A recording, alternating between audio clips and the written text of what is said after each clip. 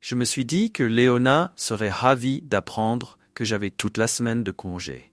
Mon métier de mécanicien d'engins lourds m'amenait à faire de longues heures, et je manquais souvent de temps en famille. Cette fois-ci, cependant, Léona avait prévu une escapade de 3 jours avec ses sœurs au lac Winona. Elles louaient toujours des cabanes et passaient leur temps à nager, à faire des randonnées et à profiter du feu de camp. Je l'avais déjà informée que je ne pouvais pas me joindre à elle en raison de mes engagements professionnels, et elle avait semblé compréhensive. Mais maintenant, avec un congé inattendu au milieu de la semaine, j'étais excité à l'idée de faire enfin une pause, et peut-être même de me joindre à eux pour un jour ou deux. « Hé, chérie, tu sais quoi? Je vais me joindre à vous cette fois-ci. »« C'est fantastique, Ben. Les enfants seront ravis et je suis sûr que tu t'amuseras beaucoup aussi. Je pensais amener la moto tout-terrain, si tu es d'accord. Il y a des pistes désignées là-haut que j'ai envie d'essayer. Mais bien sûr, je ne le ferai que si tu es à l'aise avec ça. Je ne veux pas causer de problème. » C'est une excellente idée. Il y a beaucoup de terrain à explorer au lac Winona et vous ferez certainement de bonnes balades. Amusez-vous bien. Pendant que Léona s'affairait à préparer le dîner, je suis allé préparer la moto tout-terrain. Ce n'était pas spécifiquement une moto tout-terrain, juste une moto à 2 temps homologuée pour la route qui pouvait rouler sans problème sur un terrain tout-terrain si on ne la poussait pas trop fort. Je n'avais pas eu beaucoup d'occasions de l'utiliser à la maison, alors j'étais impatient de la faire rouler dans un nouvel environnement. Le dîner a été servi juste au moment où j'ai terminé mes tâches. Notre routine nocturne comprenait le rassemblement autour de la table, une tradition que Léona et moi maintenions sans faille. En 12 ans, nous avions construit une vie commune, avec 3 enfants. Teresa, 11 ans, Jérôme, 8 ans, et Tristan, 7 ans. Notre maison confortable, bien que grevée d'une lourde hypothèque, symbolisait notre parcours commun, et les choses semblaient aller comme sur des roulettes pour la famille Campbell. Une fois le repas débarrassé, les enfants se sont installés devant la télévision pendant que je prenais une douche rapide. Pendant ce temps, Léona était absorbée par quelque chose sur son ordinateur lorsque je suis entré dans la pièce pour récupérer mes cartes de sentier. Je n'ai pas pu m'empêcher de remarquer la rapidité avec laquelle elle a fermé les fenêtres et s'est déconnectée. Mais j'ai fait semblant de ne pas le remarquer en m'affairant dans le placard. Avec un sourire, elle s'est excusée et a quitté la pièce, ce qui m'a incité à annuler discrètement le processus de fermeture. Lorsque je fus certain qu'elle était en bas, je saisis l'occasion pour enquêter plus avant. En ouvrant son courrier électronique, je n'ai rien trouvé dans sa boîte de réception, ce qui n'était pas surprenant compte tenu de ses habitudes méticuleuses. Cependant, j'ai décidé de vérifier les éléments supprimés, juste au cas où. Léona était toujours prudente, en particulier avec ses courriels, et je ne l'avais jamais interrogée à ce sujet. Elle avait l'habitude de tout effacer 2 fois, ne laissant aucune trace de sa correspondance numérique. Mais cette fois, elle avait dérapé. Parmi les fichiers supprimés, j'ai trouvé un message qui n'avait pas été définitivement effacé. Changement de programme. Ben se joindra à la retraite familiale. Vous pouvez toujours venir, mais je vais m'arranger pour que Janet vous loge dans la dernière cabine. Nous devrions passer un peu de temps ensemble puisqu'il sera occupé avec sa moto. À bientôt. Le message était adressé à dturner@zebra.net. Cette révélation me fait froid dans le dos. Qui était ce Turner et pourquoi était-il invité à notre réunion de famille? Et quel rôle la sœur de Léona, Janet, avait-elle joué dans l'orchestration de cette affaire? Tandis que Léona s'occupait de la lessive et préparait des articles pour le voyage à venir, j'ai pris sur l'étagère l'annuaire de son lycée. Il ne m'a pas fallu longtemps pour trouver la photo de Derek Turner, accompagnée d'une photo de Léona prise lors de leur bal de fin d'année. Je n'ai jamais été du genre à trop réfléchir, et je n'étais pas non plus d'une nature particulièrement méfiante. Peut-être aurais-je dû l'être.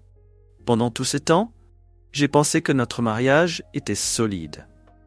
J'ai rencontré Léona peu après qu'elle eut obtenu son diplôme de fin d'études secondaires, quelques années avant le mien. Bien qu'elle soit de quelques années son aînée et qu'elle ait un emploi stable, je me suis souvent demandé pourquoi elle m'avait choisi. Si elle était toujours en couple avec le type de son lycée, pourquoi s'engager avec moi? Malgré mon manque d'ambition, je subvenais aux besoins de ma famille avec diligence, sans jamais vraiment me soucier de mes propres besoins. Cela semblait en valoir la peine pour eux, jusqu'à aujourd'hui. Bien que je ne sois pas naturellement attiré par les enfants, j'adorais les miens. Je me donnais beaucoup de mal pour eux, simplement parce qu'ils étaient les miens. En tant que père férocement protecteur, je savais que ce week-end allait être intéressant.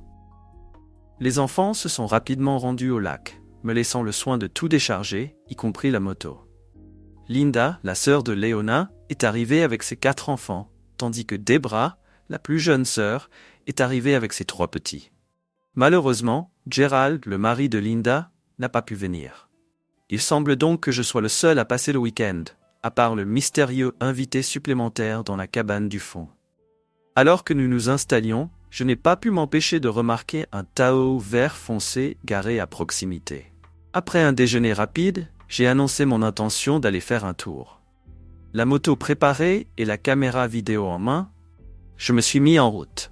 Le bruit de la moto rassurait certainement Léona sur le fait que je ne revenais pas en cachette. Après avoir laissé tourner le moteur au ralenti pendant un moment, je l'ai arrêté et je suis retourné au camping. Les sœurs discutaient autour de la table de pique-nique, tandis que les enfants s'éparpillaient. Puis, un grand et bel homme, probablement le propriétaire du Tahoe, s'est approché de la table et a été chaleureusement salué par toutes les femmes. Après un bref échange, il s'est dirigé vers les cabines et les vestiaires. Sentant que quelque chose n'allait pas, j'ai commencé à le suivre. Mais j'ai vu Léona quitter la table et se diriger vers lui. Derek, comme j'ai appris plus tard qu'il s'appelait, est entré discrètement dans l'espace réservé aux femmes, suivi de près par Léona. Sans bruit, je me suis glissé dans l'espace adjacent et j'ai activé la caméra vidéo sans même prendre la peine d'enlever le cache-objectif, puisqu'il n'y avait rien à voir. Pressé contre le mur de séparation, je m'efforçais de capter leur conversation. « Je m'excuse, Derek. Je ne savais pas que Ben passerait aujourd'hui. Je me rattraperai d'une manière ou d'une autre. Il va probablement se balader à moto la plupart du temps, alors nous devrons juste garder un œil sur les enfants. » Pas de souci, Léona. Je comprends. Je suis un peu déçu, mais je suis sûr qu'on va quand même s'amuser. Il prévoit un petit concert ce soir près des cabanes. Je me faufilerai jusqu'au lac et nous pourrons nous baigner comme au bon vieux temps. Linda s'occupera de Ben. Je ne suis pas sûr de pouvoir attendre aussi longtemps. Oh, tu es impatient? Voyons voir. Je pense que je peux te choyer un peu pour te faire patienter jusqu'à la nuit. On entendit des bruits de vêtements que l'on enlevait. Et puis il y a eu les bruits qui m'ont finalement convaincu que ma femme me trompait en ce moment même. Ok, Derek, c'est assez pour toi jusqu'à ce soir. Je dois retourner auprès de mes sœurs. Je suis resté assis, incrédule, le cœur lourd d'un mélange de tristesse et de résignation. Prendre Léona sur le fait était un coup dur, même si ce n'était pas totalement inattendu, compte tenu de mes propres tactiques sournoises. Je suis resté dans les bains pendant encore 10 minutes après leur départ, me débattant avec le poids de ce que j'avais découvert. L'ensemble de la situation me paraissait terriblement sombre, et je méprisais l'étau étouffant de la dépression qui m'enveloppait. Bien que je n'ai pas réussi à capturer de preuves vidéo, la caméra a enregistré 10 minutes de leur conversation, fournissant un témoignage audio de la trahison. De retour sur mon vélo, je me suis lancé dans une longue et rude randonnée, cherchant le réconfort dans le souffle du vent sur mon visage. Affronter Léona semblait être la ligne de conduite logique, mais cela allait à l'encontre de ma nature non conflictuelle. En vérité, je n'avais aucune approche discernable de la résolution des conflits. Pendant 12 ans, j'avais entretenu l'illusion d'un mariage heureux, pour finalement me rendre compte que je n'étais qu'un pourvoyeur, une présence commode dans la vie de ma femme et de mes enfants. En passant l'après-midi à explorer la zone de la plage, j'ai été attiré par son paysage serein. Une pente herbeuse descendait jusqu'au bord de l'eau, flanquée d'affleurements rocheux et d'une forêt dense. Un foyer se trouvait au centre, attendant d'être allumé. Pendant que Léona, Linda et Debra partaient en randonnée avec les enfants vers une cascade voisine, j'en profitais pour préparer méticuleusement le foyer. En ramassant du bois, en disposant du petit bois et en empilant des bûches sèches avec soin, je me suis assuré que tout était prêt pour un feu rugissant. Comme il n'y avait pas grand monde pour le remarquer, je travaillais sans me faire remarquer, mes pensées étant accaparées par la trahison. À leur retour, j'ai demandé à Jérôme et Tristan de m'aider à fabriquer des bâtons de rôtissage dans les bois environnants, un plaisir secret pour plus tard. Je confiai à Teresa des sacs de marshmallows, réitérant ainsi le plaisir sucré de la soirée.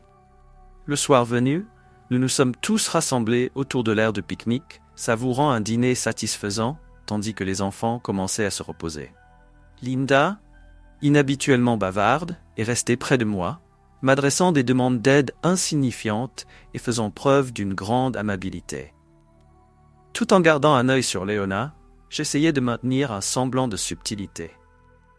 Alors que le soleil plongeait sous l'horizon, nous laissant baigner dans une douce lueur de clair de lune, un débat s'ensuivit sur nos projets pour la soirée, les histoires de fantômes l'emportant sur les autres activités.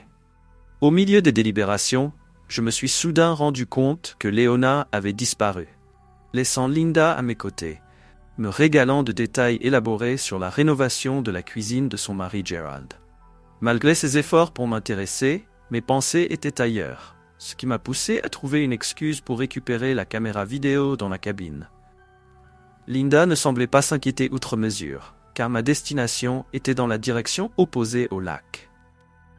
Dans l'obscurité, la perspective de capturer une vidéo semblait futile, alors j'ai abandonné la caméra et j'ai pris 2 boîtes de briquets au charbon de bois et quelques allumettes. En me faufilant derrière les cabanes, j'ai descendu la pente jusqu'à la plage sans alerter Linda de mon départ.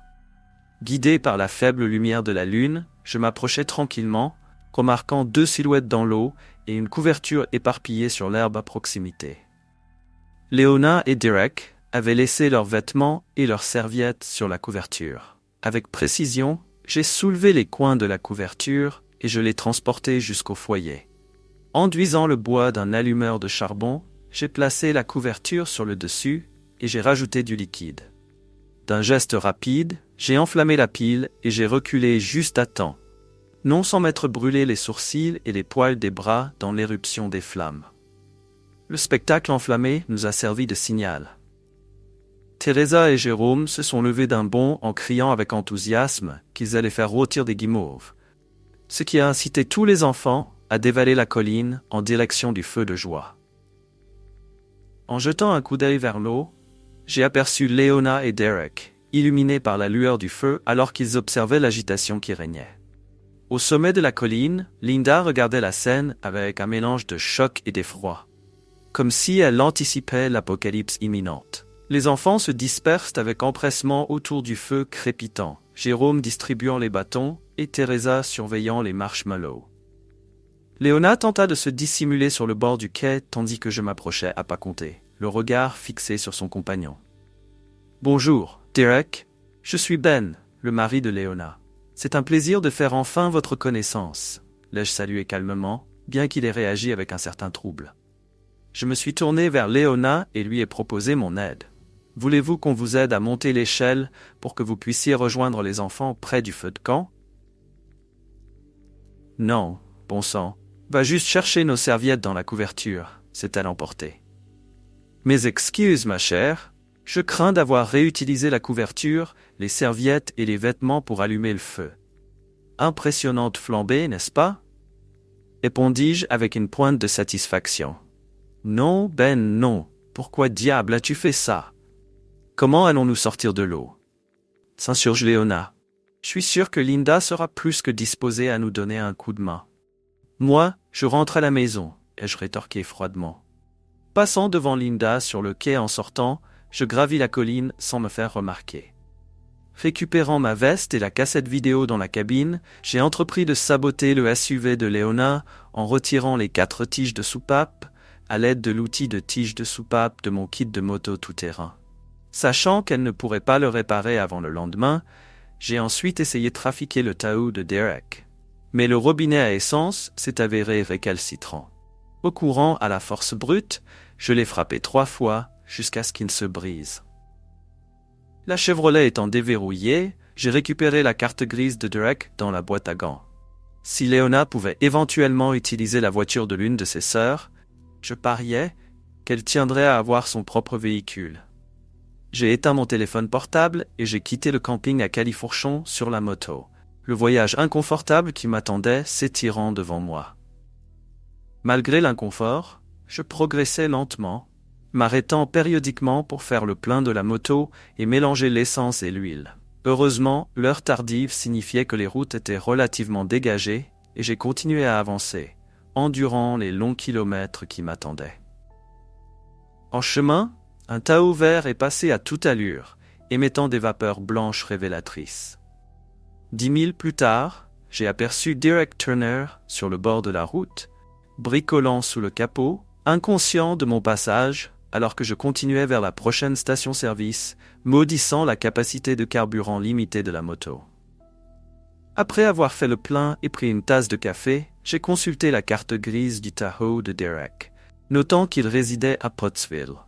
Sans tarder, je me suis mis en route et suis arrivé en moins d'1 heure, avant de passer une autre heure à localiser sa modeste maison à ossature, juste au sud de la ville.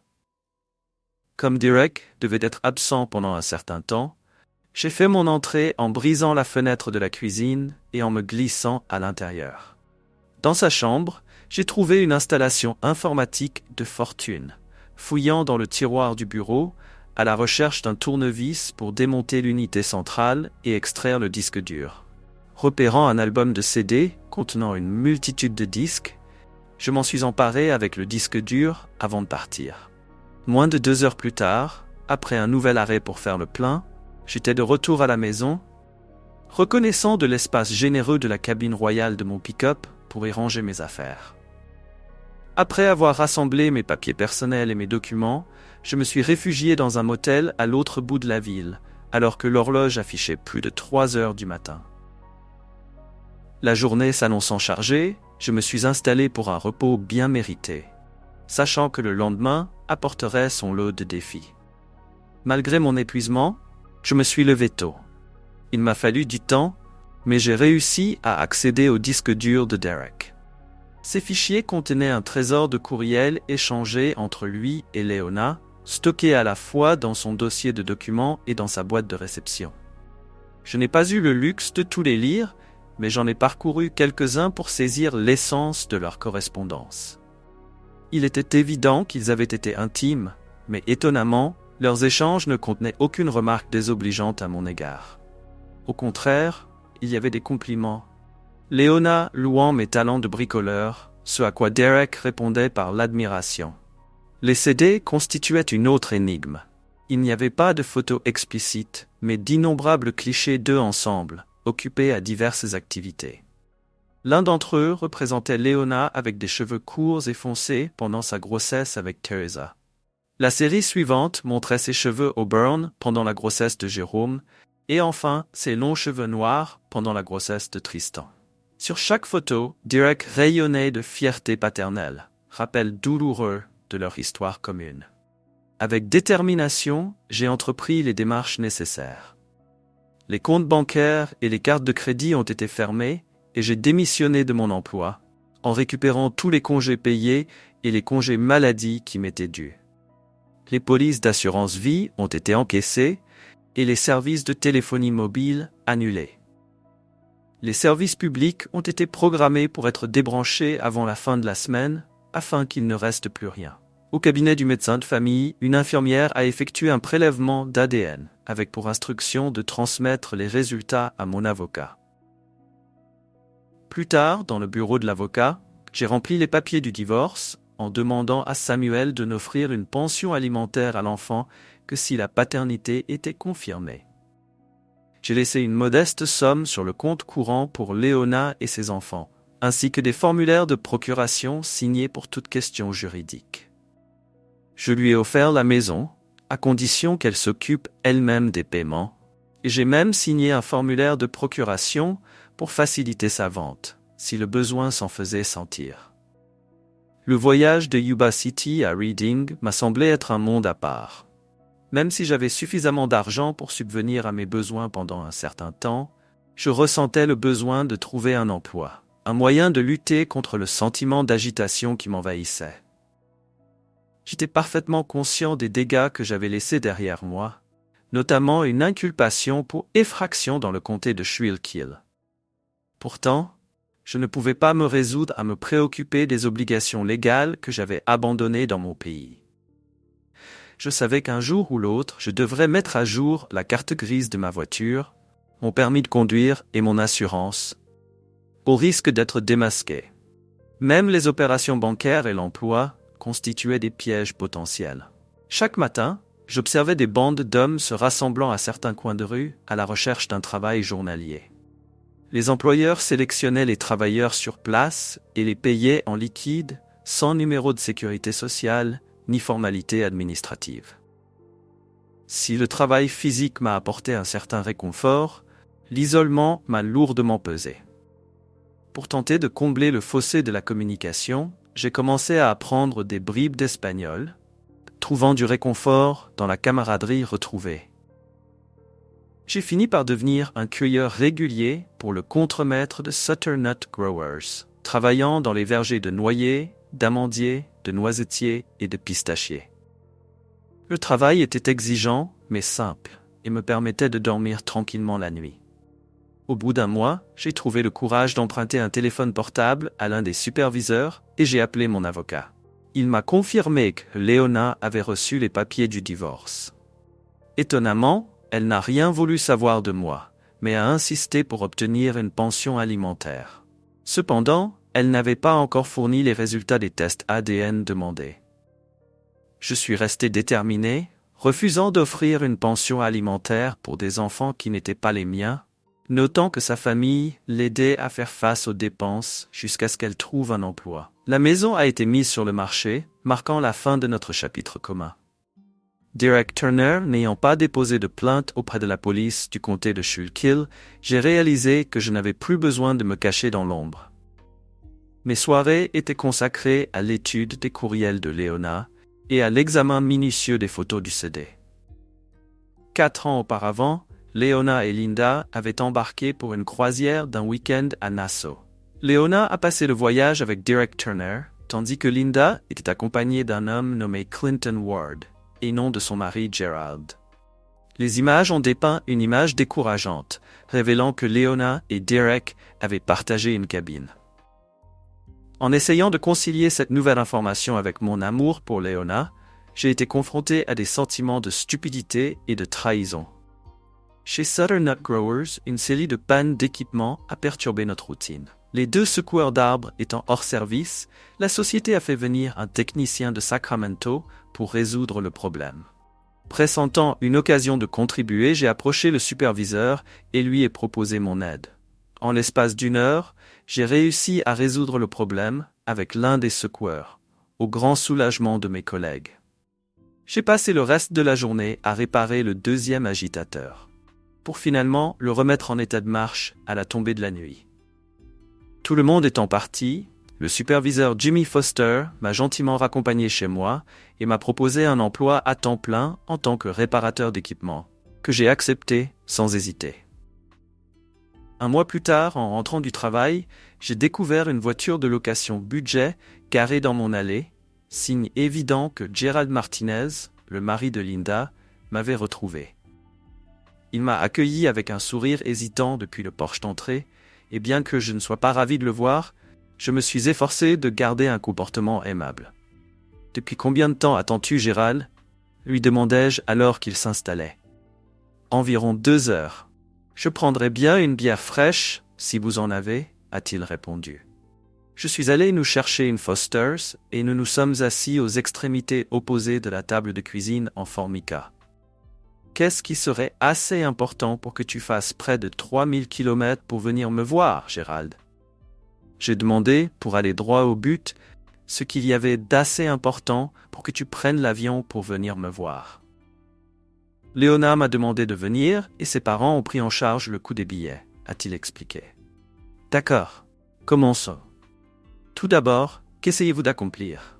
Demandai-je, curieux de connaître le but de sa visite. J'ai passé tout le vol jusqu'ici à essayer de trouver la bonne façon d'aborder la question.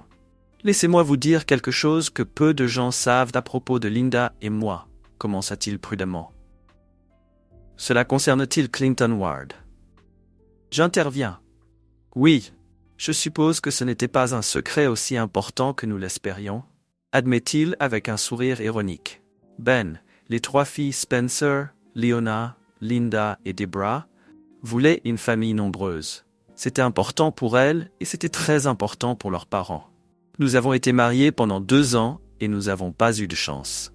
Le test a montré que le problème venait de moi. Je faisais des blancs et Linda allait bien. Nous ne voulions pas adopter et nous ne pouvions pas nous permettre les procédures artificielles. Cela a pris beaucoup de temps, mais nous avons finalement décidé d'essayer de trouver quelqu'un d'autre pour mettre Linda enceinte. Je sais que cela peut paraître bizarre, mais nous y avons beaucoup réfléchi. Clinton était un ami du lycée.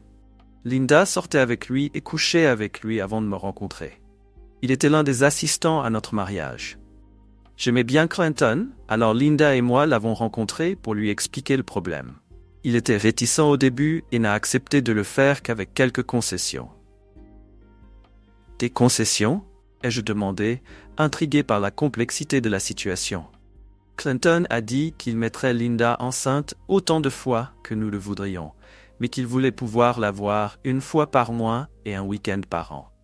À ces conditions, il était prêt à nous aider jusqu'à ce qu'il trouve sa propre femme. Nos 4 enfants sont tous de Clinton. Il y a environ 3 ans, j'ai été témoin à son mariage, et il n'a pas revu Linda depuis, a révélé Gerald, mettant en lumière un arrangement profondément personnel et non conventionnel. Quel est le lien entre Leona et moi? C'est un scénario similaire, avec sa propre tournure. Je suppose que vous allez développer cela. Leona et Derek Turner étaient des amoureux d'enfance qui rêvaient d'un avenir ensemble depuis le collège. Cependant, leurs projets se sont heurtés à un obstacle. Derek a eu un accident de ski nautique juste après le lycée, ce qui l'a empêché d'avoir des enfants. Cela a dévasté Leona, car fonder une famille était sa plus grande aspiration. Malgré cela, Derek l'a persuadée de se marier pour qu'elle puisse avoir la famille qu'elle souhaitait, en lui promettant qu'ils resteraient toujours des amis proches.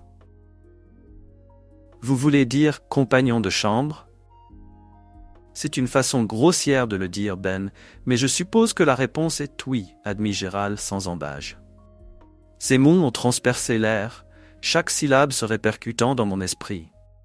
Une partie de ce que Gérald disait semblait être la vérité, tandis que d'autres parties semblaient être des absurdités. Néanmoins, je décidai de le laisser continuer à parler, espérant tirer quelques éclaircissements de ses révélations. Leona a finalement accepté, mais a demandé à Derek de lui trouver un mari. Il ne voulait personne dans la région de Pottsville. Alors il a cherché un ami qu'il avait à Reading, Donnie Lopez. Je crois que vous avez travaillé sur certains des camions de mazout de Donnie, continua Gérald, retraçant le chemin alambiqué des décisions de Leona. Oui, Dave avait l'air d'être un bon gars, ai-je répondu, me souvenant de mes interactions avec Donnie. Eh bien, ils ont réduit la recherche à 3 gars, et Leona t'a choisi. Elle t'a poursuivi, t'a fait l'épouser, et t'a laissé croire que c'était ton idée. Tu lui as donné un bon foyer et un mariage heureux avec 3 beaux enfants. Elle a essayé d'être une femme aimante pour toi, tout en maintenant une relation avec Derek. Au fil des ans, elle s'est rapprochée de vous et voyait de moins en moins Derek. Linda et elle ont toutes deux essayé de caser Derek avec d'autres filles, mais il aimait Leona et voulait garder sa relation avec elle, explique Gérald, brossant le tableau d'une tromperie complexe et d'un enchevêtrement émotionnel. D'un geste délibéré, Gérald sortit une enveloppe de la poche de son manteau et la fit glisser sur la table. À l'intérieur se trouvait un rapport d'ADN portant en tête Schuylkill Scientific Labs. Plutôt qu'un formulaire officiel, il s'agissait d'une simple lettre déclarant que j'étais le père biologique de nos 3 enfants. Mes yeux passèrent du rapport à Gérald, cherchant des réponses. « C'est tout, Gérald ?» demandai-je, une pointe de scepticisme colorant mon ton. « Eh bien, Leona a rompu tout contact avec Derek juste après ton départ. Elle a décidé que c'était mieux pour elle et pour les enfants. Elle espérait qu'une fois Derek sorti de sa vie pour de bon, tu reconsidérerais le divorce et reviendrais à la maison, conclut Gérald, me laissant me débattre avec le poids de ses mots.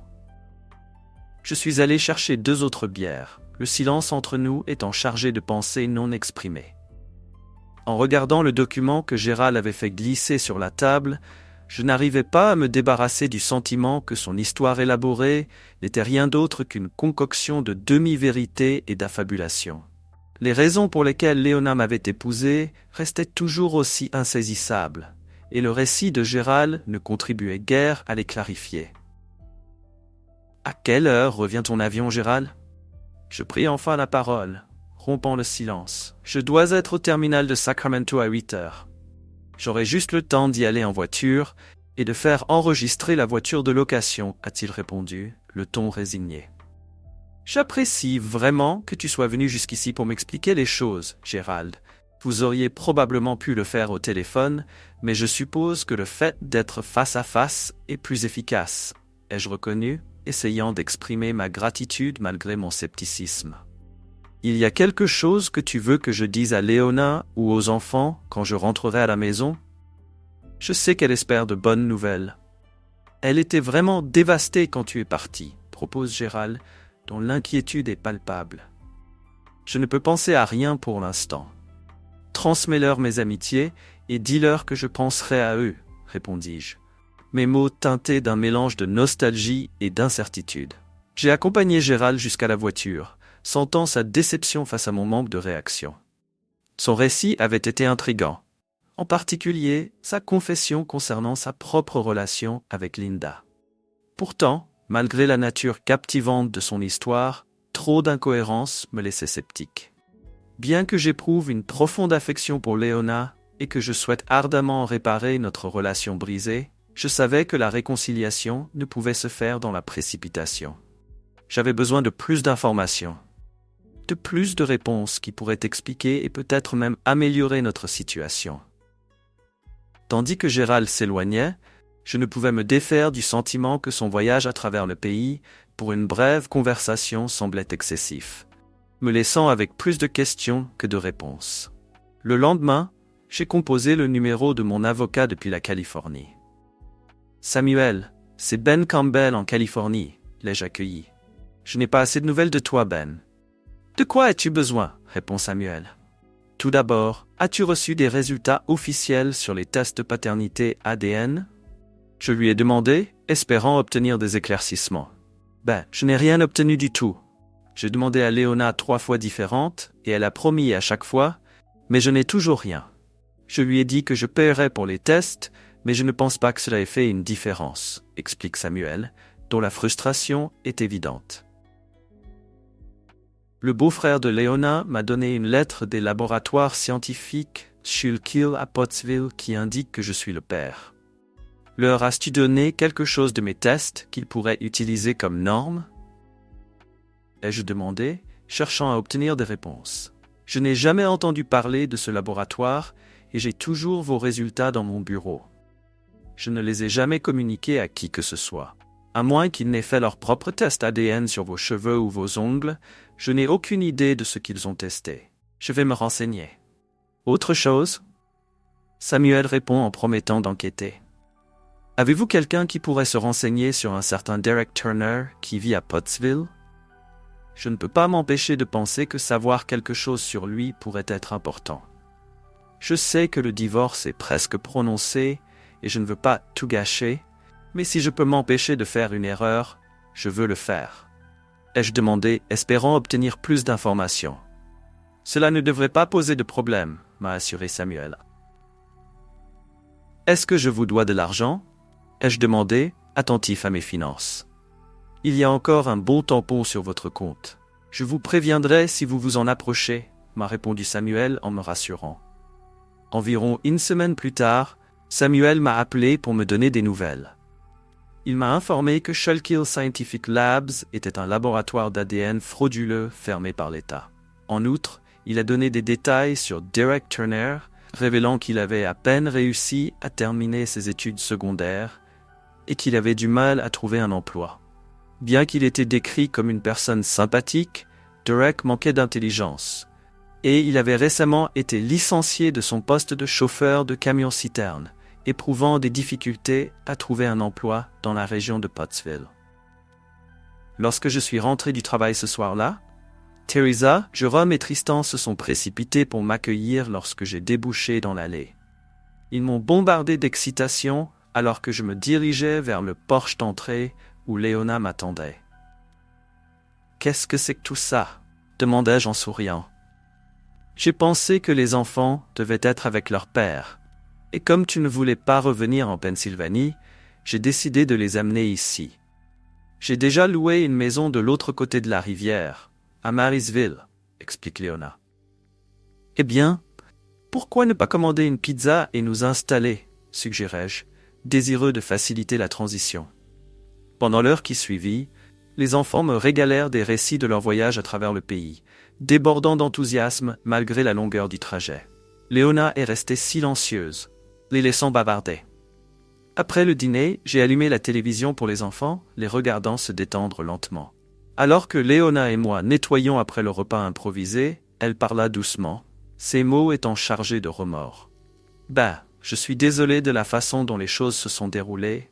J'espérais que Gérald pourrait te l'expliquer, mais il semble qu'il n'ait pas fait du bon travail. Le lendemain du jour où tu nous as trouvés ensemble, Derek et moi, j'ai mis fin à nos relations. C'était stupide de ma part de continuer cette relation aussi longtemps que je l'ai fait. Je sais depuis des années que notre mariage compte plus pour moi que mon amitié avec Derek. Nous avons été si liés pendant si longtemps qu'il était difficile de rompre ces liens. Je sais que cela semble absurde, mais je ne sais pas comment l'expliquer autrement.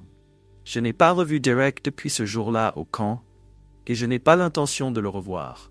J'espère que tu peux comprendre que c'est toi que j'aime et avec qui je veux passer le reste de ma vie. Tu es le père de mes enfants, et je veux que tu m'aides à les élever. Je ne sais pas quoi dire, Léona. Tu m'as pris par surprise. Il y a beaucoup de choses que je ne comprends pas, et peut-être que je ne veux pas les comprendre maintenant. C'est bien de revoir les enfants, et j'espère que je pourrai t'aider avec eux. Pour l'instant, je ne me sens pas assez à l'aise pour me lancer à nouveau dans une relation, mais je suis prête à y travailler, ai-je répondu honnêtement. C'est très bien. Je comprends ta réticence. J'ai un emploi dans un restaurant qui commence la semaine prochaine à Marysville. Je travaillerai le soir et le week-end. J'apprécierais que tu puisses garder les enfants pendant que je travaille, jusqu'à ce que je trouve une solution, explique Léona. Cela me paraît bien. Tu vas les déposer ou tu veux que je vienne les chercher? J'ai demandé. Je les déposerai ici et je viendrai les chercher quand j'aurai fini. J'espère juste que ce ne sera pas trop contraignant, a-t-elle répondu. L'arrangement a semblé bien fonctionner.